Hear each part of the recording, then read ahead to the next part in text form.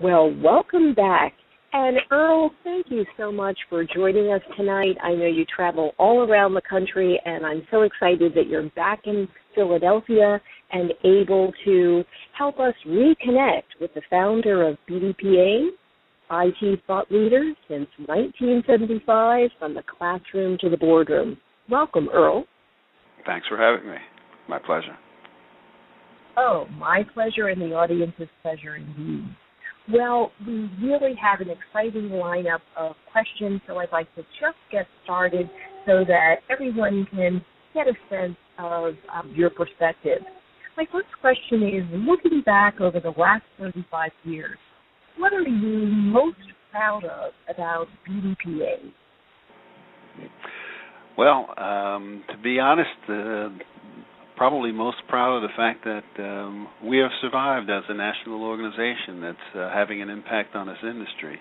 Many organizations started during that enlightened era of the 70s are no longer in existence. The 80s saw some business and societal changes that indicated a coming acceptance and improvement for minorities, and that promise took the winds out of a lot of those organizations' sails. But BDPA continues to drive for greater penetration in our industry at all levels, and our youth programs and our educational programs are still going very well. We recognize that we were merely racing to the starting line, and we still have a marathon before us, and we have to win it.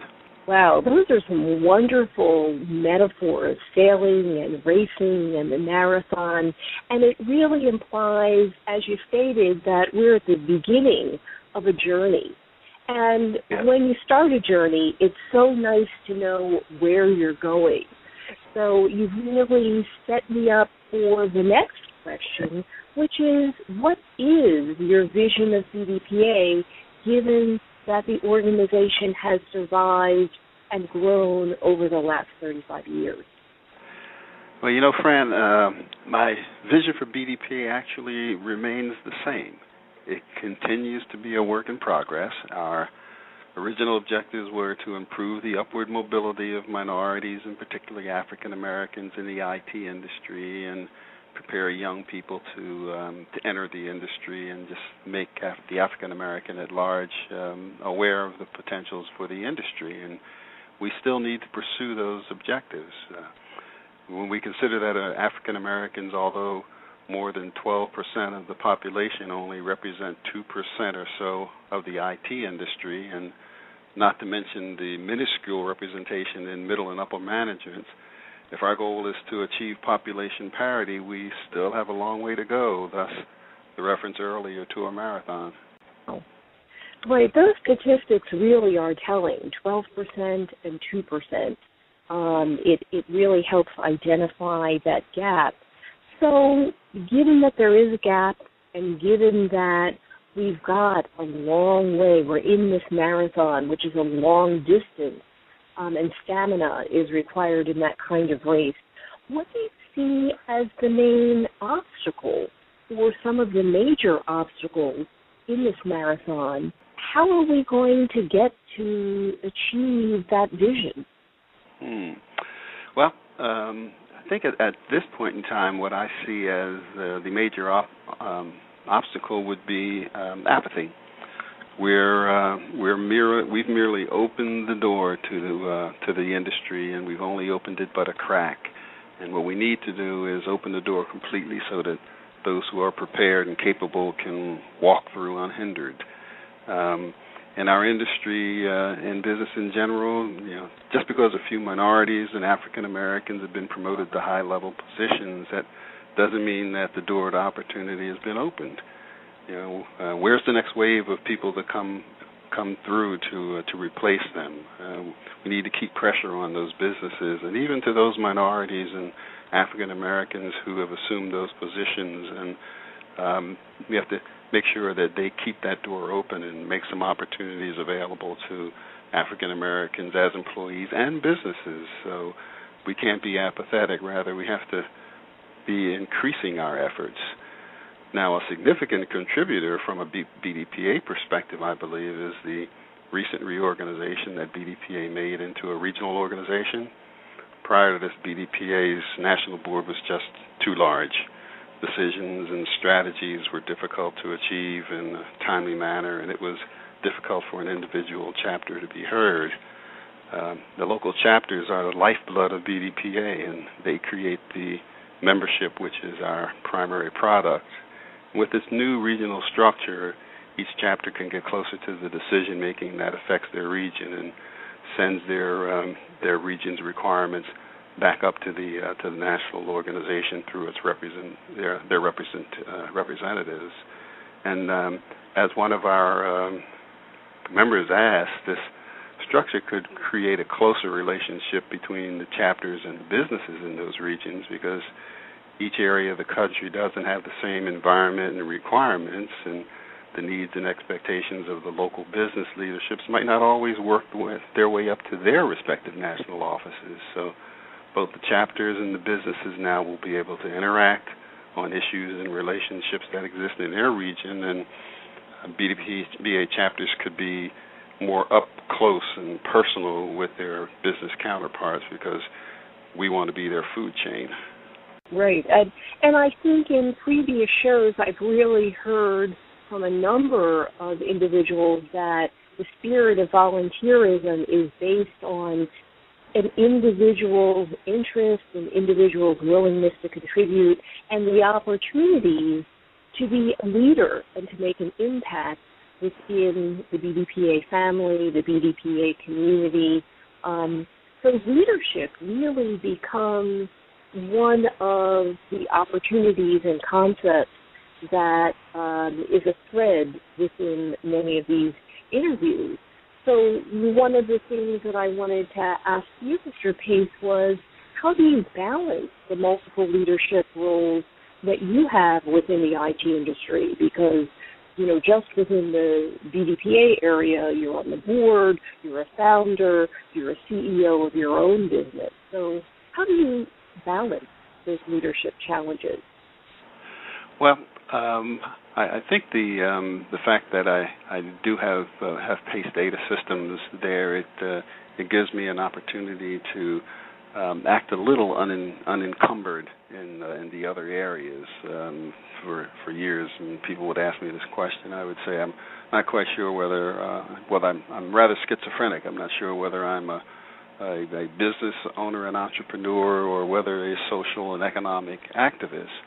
But I probably gained as much from BDPA as I gave, and one helps the other. You know, of course, the foundation is constantly attempting to raise dollars, and that means that you have to go out, talk to people, and tell them about the wonderful things that BDPA is doing. And of course, since I grew up with it, I can talk about those things. But leadership is, if I'm characterized as a leader, is something that you do out of love, and regardless of how many things you have on your plate, you seem to make enough time for it. That's very powerful, and I do see that particularly with a conference coming up. It's an opportunity for a lot of people to step up in a lot of ways. What advice would you give African Americans who want to be leaders in the IT industry? Well, believe it or not, I think the BDPA model is rather ideal for achieving some industry recognition. Now, I said the BDPA model, not just practicing that model within BDPA. The classroom to the boardroom model is kind of a step-by-step progression.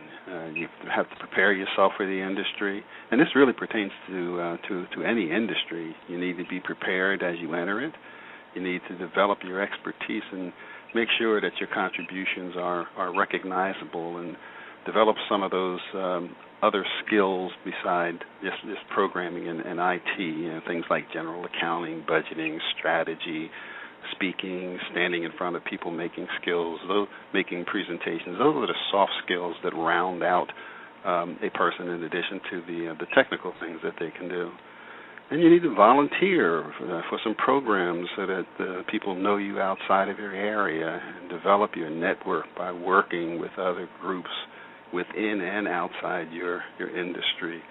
and seek organization leadership when you are in those. It's just paying your dues and going to the meeting. It's not acceptable. You're not going to rise to the occasion. You got to take advantage of some of those opportunities. You can be a committee chairperson. You can work on a board. You can volunteer for some of the activities. Everything that's done in BDPA is a volunteer. Most of our high school students are trained by volunteers. As a matter of fact, all of them are. Our IT leadership people are trained and developed by volunteers. And when you do that, you grow yourself. So it's both a selfish and a social motive when you work in that manner. Wow. This has been absolutely inspiring. And I wish we had the opportunity to continue the conversation, and we don't. So I would ask, what's a final thought as you round out this first of many interviews with BDPA iRadio? What final thought would you leave with our audience? Yeah, I was hoping that you'd say that, because maybe you can invite me back and I can be a little more long-winded about some of the things that I have to say. But kind of as a final thought, I wouldn't want to conclude this brief interview without mentioning the benefits of the wonderful annual conference that BDPA will be convening in Chicago the first week of August. Those of you in the audience who perhaps have not registered to come there, you should really take another look at it, because you'll really see that classroom to the boardroom tagline in full operation. You'll be able to see students having a conversation with the CIO, professionals talking to people from other parts of the country, and even those outside of the United States. Just a coming together of people with technical presentations, interfacing, networking, and an atmosphere of mutual support. If you haven't registered, do so. And if you're employed, ask your boss or your manager to support you in attendance, because after all, you are his or her asset, and why wouldn't he or she want to participate in your further development? If you've been afraid or hesitant to ask, change your outlook. If the company doesn't want to assist you in improving yourself, are you in the right place for you?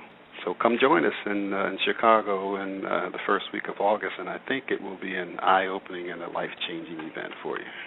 Wow, thank you so much. I love that call to action straight from the founder. Thank you so much, Mr. Pace, for joining us this evening. My pleasure. And if everyone will have the opportunity to meet you in person in Chicago, so thank you again. Yes, this is the 33rd, and this will be the 33rd one I've attended. Well, folks, there you have it, your personal invitation.